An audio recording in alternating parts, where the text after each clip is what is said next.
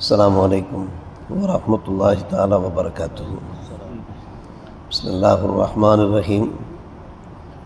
வரவத் தாரு குத்னி an அபி மஹ்துரா ரலியல்லாஹு அன்ஹு அன்னஹு கால ரசூலுல்லாஹி ஸல்லல்லாஹு அலைஹி வஸல்லம் அவ்வலுல் வக்தி ரிதுவானுல்லாஹ் வ வஸத்துல் வக்தி ரஹ்மத்துல்லாஹ் வ ஆখিরুল வக்தி அஃபூல்லாஹ் அஸ்ஸ வஜல்.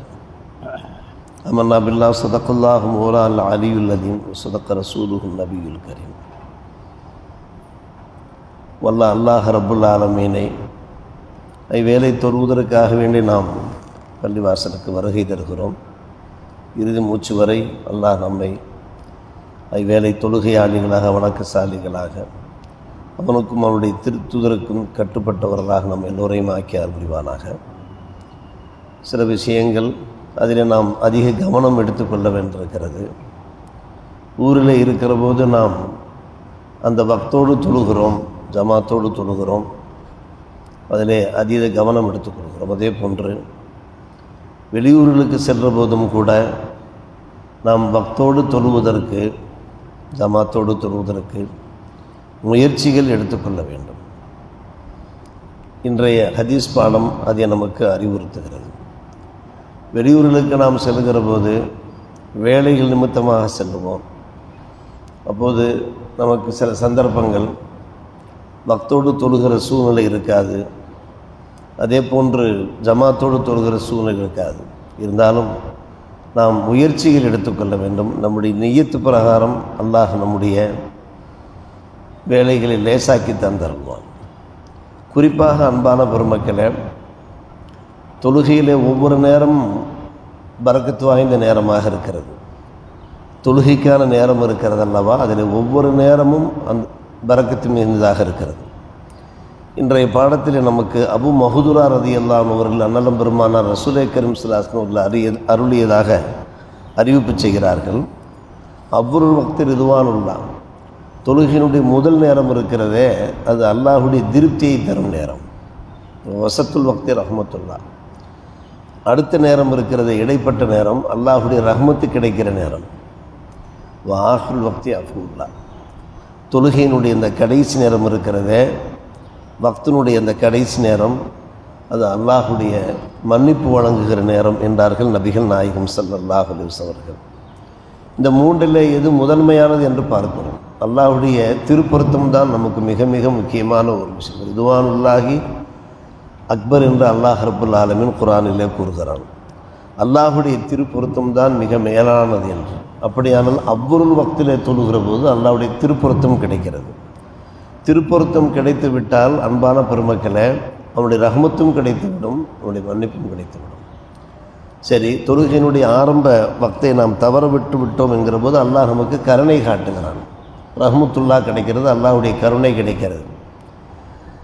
கடைசியாக நாம் தொழுகிற போது அவசர அவசரமாக நேரம் முடிய போகிற வேளையிலே சீக்கிரமாக ஒலு செய்துவிட்டு தக்பீர் கட்டி நேரம் முடிவதற்கு முன்பே நாம் தொழுகை நிறைவேற்ற வேண்டும் என்கிற அவசர கதியில் நாம் தொழுகிற போது அல்லாஹ் மன்னிக்கிறான் என்று வருகிறது.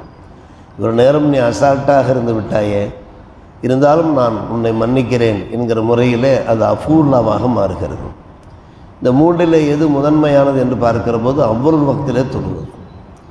பாங் சொல்லப்படுகிறது, சொல்லப்பட்ட மாத்திரத்திலே நாம் பள்ளிவாசலுக்கு வந்து நாம் தொழுகிற போது அல்லாஹுடைய திருப்பொருத்தம் கிடைக்கிற போது அதை விட நமக்கு வேறு என்ன பாக்கியம் இருக்கிறது? யோசித்து பார்க்கிறோம் அன்பான பெருமக்களே. உலகியல் காரியங்கள் எத்தனையோ காரியங்கள், அந்த காரியங்களிலே நாம் மும்முரம் காட்டுகிறோம். முதலாவது ஆள்களாக நாம் நிற்க வேண்டும் என்று நாம் ஆசைப்படுகிறோம். அதை நாம் விலக்கி சொல்ல வேண்டிய அவசியமில்லை. சாதாரணமாக ஒரு கல்யாணம் காட்சிகளுக்கு நாம் செல்லுகிற போது அல்லது ஒரு விருந்துகளுக்கு நாம் செல்லுகிற போது வெகு சீக்கிரமாக அந்த வேலைகளை முடித்துவிட்டு வீட்டுக்கு திரும்ப வேண்டும் என்று நாம் நினைக்கிறோமே. உலகியல் சம்பந்தப்பட்ட விஷயங்களில் அதே போன்று வணக்க வழிபாடுகள் விஷயத்திலேயும் நாம் அதீத கவனம் எடுத்துக்கொள்ள வேண்டும். எவ்வளவு சீக்கிரமாக பக்து வந்த மாத்திரத்திலே தொழுகையை நிறைவேற்ற வாய்ப்பு இருக்கிறதோ அவ்வளவு சீக்கிரம், இல்லாவிட்டால் அடுத்தடுத்த வேலைகள் வந்துவிடும். அந்த வேலைகள் நம்மை மூழ்கடித்து விடும், இந்த கவனத்தை திசை திருப்பிவிடும். நாம் நேரம் வந்த மாத்திரத்திலே தொழுது விட்டோம் என்றால் அதில் பல்வேறுபட்ட நன்மைகள் இருக்கிறது. நம்முடைய கவனமெல்லாம் நம்முடைய சிந்தனையெல்லாம் அல்லாஹோடு இணைந்திருக்கிற ஒரு பாக்கியம் இருக்கிறது. ஒரு உண்மையான மூமினுடைய அடையாளம் என்னவென்று கேட்டால் எந்நேரமும் அல்லாஹுடைய சிந்தனை உடையவர்களாக இருக்க வேண்டும் எனும்போது நாம் அவ்வொரு வக்திலேயே தொழுகையினுடைய துவக்க வக்திலேயே நாம் தொழுது விடுவது மிக சிறப்பு வாய்ந்த ஒரு விஷயமாக இருக்கிறது. சில சந்தர்ப்பங்களில் தொழுகை நேரத்தை தள்ளி போடுவார்கள். தள்ளி போடாமல் இருப்பதுதான் சிறப்பு. கல்யாணம் காட்சிகள் இருக்கிறது, கல்யாணத்துக்கு முதலிடம் கொடுப்பார்கள், விருந்துக்கு முதலிடம் கொடுப்பார்கள். கடைசி நேரத்தில் மாப்பிள்ளைகள் மணப்பெண்கள்லாம் வந்து சேர்கிறார்கள். மாப்பிள்ளை வந்திருப்பார், மணப்பெண் வர வேண்டும் என்று மாப்பிள்ளை உட்கார வைத்திருப்பார்கள். மணப்பெண் வந்திருப்பார், மாப்பிள்ளை வந்து சேர வேண்டும் என்று மணப்பெண்ணை உட்கார வைத்திருப்பார்கள். அது உள்ளூர் கல்யாணமாகவே இருக்கிறது. உள்ளூர் கல்யாணத்திலே கூட சில சந்தர்ப்பங்களில் அதிகமான தாமதம் ஏற்படுவதை நாம் பார்க்கிறோம். கடைசி நேரங்களில் மாப்பிள்ளை பொண்ணுமார்கள் வந்து சேர்வதை பார்க்கிறோம். அப்படியானால் அன்பான பெருமக்கள், இதனுடைய விளைவு எங்கே சென்று சேருகிறது? வாங்க சொல்லப்படுகிறது, கடைசியாக ஜமாத்துக்கு அவசர அவசரமாக ஓட வேண்டிய நிலை உண்டாகிறது. இந்த நிலை மாற வேண்டும். அன்பான பெருமக்களே, தொழுகைக்கு நாம் அதிக முக்கியத்துவம் தர வேண்டும். நாம் கல்யாண வீட்டுக்காரர்களிடத்தில், நிக்காக வீட்டுக்காரர்களிடத்தில் ஒவ்வொருவரும் எடுத்து சொல்ல வேண்டும். நீங்கள் எவ்வளவு சீக்கிரமாக மஹாலுக்கு அல்லது பள்ளிவாசலுக்கு நிக்காவுக்கு வந்து சேர முடியுமோ வந்து சேருங்கள், ஃபரலுக்கு முதலிடம் தருங்கள் நாம் சொல்ல வேண்டியிருக்கிறது. அந்தளவுக்கு நிறைய ஹதீஸுகள் வரிசையாக வருகிறது.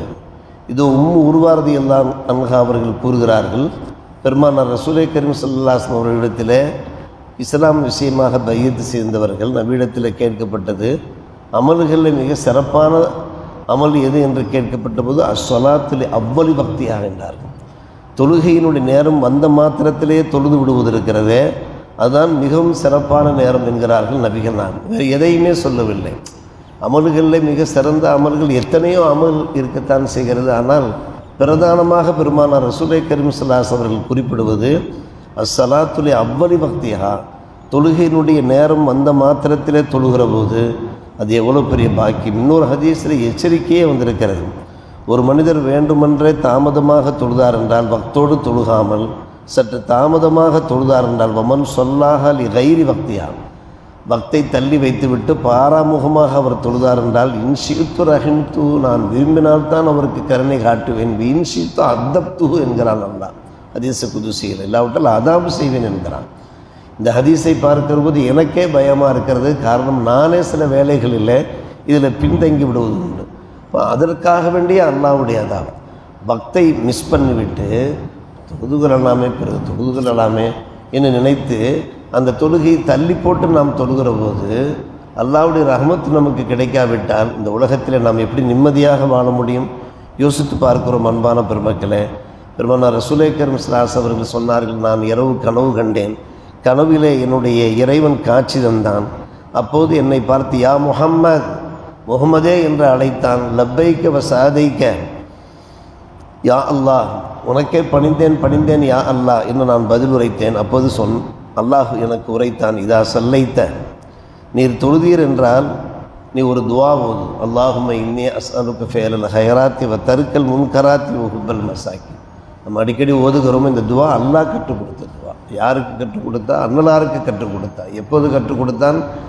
கனவிலே அல்லாஹ் கற்றுக் கொடுக்கிறான். தெளிவான ஹதீஸுகளே ரவாஹு துர்மதி ஹதீஸும் ஹசனும் என்று வருகிறது.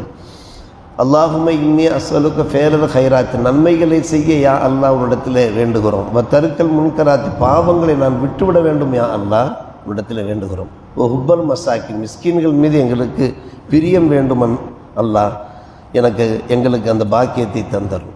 இப்போ இதா அரத்தபி இபாதிக்கு ஃபித்னத்தன், உன்னுடைய அடியார்கள் எவருக்கேனும் யா அல்லாஹ் நீ ஏதாவது துன்பத்தை நீ நாடினால், சோதனை நீ நாடினால், ஃபக்குபில்னி இலைக்க, என்னை நீ கைப்பற்றும் போது கைர மஃப்தூன், எந்த சோதனைக்கும் ஆளாகாதவனாக என்னை நீ கைப்பற்றுக்கொள். எவ்வளோ அருமையான துவா பாருங்கள். அல்லாஹும்ம இன்னி அஸ்அலுக ஃபேலல் ஹைராத்தி வ தருக்கல் முன்கராத்தி வ ஹுப்பல் மசாக்கின் வ இதா அரத்த விவாதிக்கு ஃபித்னத்தன் ஃபக்பதுனி இலைக்க கைர மஃப்தூன். பல பேர் ஃபித்னாவுக்கு ஆளாகி இறந்து போகிற ஒரு சூழ்நிலையை பார்க்கிறோமா இல்லை? பல்வேறுபட்ட சோதனைகள், பல்வேறுபட்ட கடன் தொல்லைகள், துன்பங்களுக்கு மத்தியில் இறந்து போகிறதையெல்லாம் நாம் பார்க்கிறோமா இல்லை? அப்படிப்பட்ட ஒரு சோதனையோடு நான் இறக்கக்கூடாது யா அல்லாஹ், உன்னை நான் வந்து அடைகிற போது ஒரு மன நிறைவோடு நிம்மதியோடு நான் வந்து அடைய வேண்டுமே யா அல்லாஹ் என்று நீர் கேட்பீராக என்று அல்லாஹ் ரப்புல் ஆலமீன் பெருமானார் ரசூலே கரீம் ஸல்லல்லாஹு அலைஹி அவர்களுக்கு கற்றுக் கொடுக்கிறான். அந்த ஹதீஸினுடைய தொடர்ச்சியிலே அவ்வளவு பக்தனுடைய ஸ்டார்டிங்கிலே நாம் தொழுதுவிட்டு இந்த துவா கேட்கிற போது இந்த துவாவுக்கு தனி மகத்துவம் இருப்பதை நாம் பார்க்கிறோம். 40 நாட்கள் ஒருவர் ஜமாத்தோடு தொழுதார் என்றால் நாம் பலமுறை கேள்விப்பட்டிருப்போம். 40 நாட்கள் தக்பீரை ஊலா மிஸ் பண்ணாமல் முதலாம் தக்பீரை மிஸ் பண்ணாமல் தொழுதார் என்றால் அவருக்கு 2 வகையான விடுதலைகள். நம்பர் 1 நிஃபாக்கிலிருந்து விடுதலை, நம்பர் 2 நரகத்திலிருந்து விடுதலை கிடைக்கிறது. 40 நாட்களுக்கே இப்படிப்பட்ட ஒரு சிறப்பு என்றார் அருமை சகோதரர்களே. நாம் தொடர்ந்து ஜமாத் மிஸ் பண்ணாமல் தொழுகிற போது எவ்வளோ பெரிய அந்தஸ்துகளை அல்லாஹ் வழங்குவான் என்பதை யோசித்து பார்க்கிறோம். அல்லாஹ் சொன்ன பிரகாரம் கேட்ட பிரகாரம் அமல் செய்ய அருள் புரிவானாக. வாக்கு தாவான அல்ஹம்துலில்லாஹி ரப்பில் ஆலமீன்.